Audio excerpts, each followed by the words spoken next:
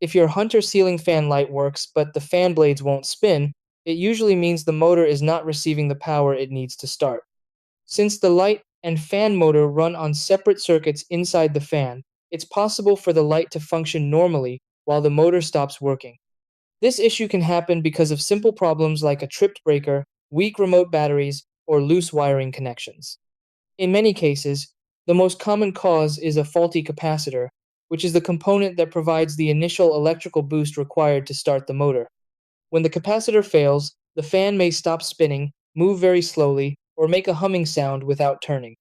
By checking a few basic things first, you may be able to identify the issue before considering part replacement or professional repair.